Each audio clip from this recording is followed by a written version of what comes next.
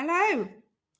So let's talk about ways to not get banned or blocked or taken off, removed, deleted from print on demand websites. And I have to say, I learned the hard way. Some of these, you can spend hours and hours and hours uploading, making your store on whichever platform super beautiful, and then go to log in the next day and find out it's all been closed down because you have made an error and done something naughty. Usually you do it by accident. Usually it's purely because you didn't know it wasn't something you shouldn't have done. You can try and appeal. They don't always listen. They don't always reply. You usually, more often than not, with most of them, get a standard response, a standard email response. Luckily, most print on demand providers and platforms are much better at responding to customers when they have an issue with clothing that's damaged or something they've ordered. So that's good. And if they were only going to reply to one person, I would rather it was my customer. But on the other hand, how are we supposed to get customers if our accounts are blocked? So let's have a look. Now, the first thing, and first and foremost, absolutely, that I would say is most important is to do your trademark checks. Just because it's not some mega famous, well known brand name doesn't mean it hasn't been trademarked. So get on there and do your trademarks either on TESS, the American site, the site for your own country, or where you're going to be promoting and selling your products, or the UK one, which is the UK IPO office. All countries have their own, which is a bit of a pain because it means if you're selling internationally, technically you should be trademark checking every single country. Do most of your sales confirm the US and the UK? Then that's where you should really be checking.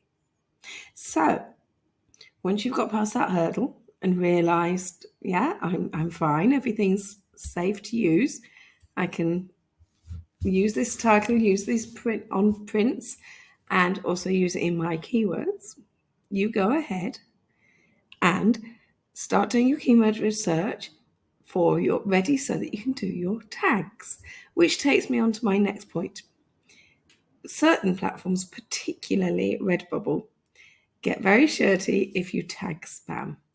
And this can mean what people were doing about a year and a half ago, which is finding a long tail keyword and just putting the same long tail keyword in 25, 50 times. Don't do that. But the other thing that they don't like, and this is what I have found out, is using exactly the same stack of keywords for every product you put on. Now, if your store is very niche, say it's fishermen on the Isle of Wight. So if it's only for fishermen on the Isle of Wight, most of your keywords are going to be fishermen on Isle of Wight. I love Isle of Wight fishing, IOW fishing, etc., etc. So it's going to be really hard not to use the same keywords all the time. But you need to mix them up a bit, throw a few ones in, get a few out, things like that. Because tag spamming will get you banned, will get you closed. What they're trying to avoid is people taking the mickey, obviously, and also people ripping people off, things like that. So try to see it from their point of view. Okay, so next, textures. I have got notes because there's quite a few here. Textures. So this one's particularly important for what used to be known as Merch by Amazon, Amazon Merch on Demand, where they don't want you to mislead your customers. So they don't want you to put pink fluffy t-shirt or pink fluffy design, pink fluffy rabbit t-shirt, say, because they think that you're telling the customer it's actually got a fluffy texture. The same with glitter, gold, metallic, sparkly. Don't use any of these specific words because they conjure up in people's minds a texture, and it's a flat print. Now, it might be that your print is of a photo of a furry rabbit. So it's really important that you say something like, look how the you can see the rabbit's fur in the image. So be really careful. You're obviously saying it's a flat image of the fur. I mean, even better, stay away from it altogether. If in doubt, leave it out. So, no textures. It's not a good idea. Next, we'll look at follow the rules. Follow the rules. Every single platform, provider, everything, and I'll tell you the difference in a moment. Every single one of them has got their own specific rules. Have a look, have a read through. Be aware of them, because there might be something that's very particular. For example, the merch one with the textures. Some of the others might not care less, give a monkeys about that. Next, adult content.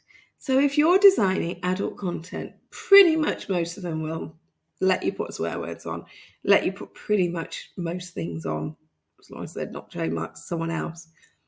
But what you must do is tick the box that says it's adult content.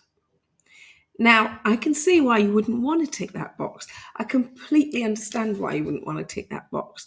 And it is because it's obviously not going to get as many eyes on it. For example, on Redbubble, there's a picture of a fig leaf that comes up if you've ticked adult content. So your title has got to be really good to make people actually want to tick on it and have a look. So bear that in mind. But if you don't put that it's adult content, and it's clearly adult content, which of course is anything relating to alcohol, sex, swear words. I would say violence, but I think most of them just wouldn't let you put violence on there anyway, so let's stay away from that one. Putting those on there and not ticking that it's adult content will mean they'll be removed. And we want to play by the rules, don't we? And if you keep putting things on there that keep getting removed, it won't be that long before your whole account is gone. And all that work for nothing. So the platforms themselves are more strict, but why do I keep mentioning platforms and providers? Platforms are things like Redbubble, Spreadshirt, Teespring, Spring now, Society6, all of these ones where you put your designs on, but it's their storefront, their shopfront. So if we think about it, it's kind of their reputation that's at risk. With providers, these are the places that integrate. So they integrate with your own website. So suddenly the risk, the reputation is down to you, not them. So they tend not to be as strict. Still avoid certain things because you don't want to get sued for using someone else's trademark.